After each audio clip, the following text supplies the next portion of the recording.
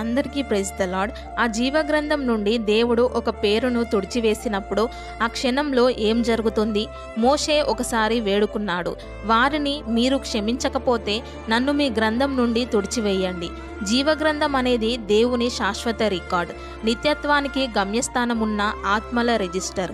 ఊహించండి, స్వర్గంలో ఒక గుసగుస, దైవిక తీర్పు యొక్క ఒక గీత. ఒకప్పుడు రాయబడిన పేరు అదృశ్యమవుతుంది.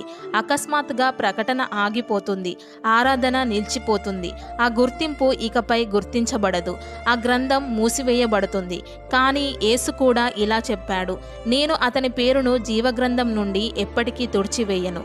అది ఒక హెచ్చరికతో కూడిన కరుణ.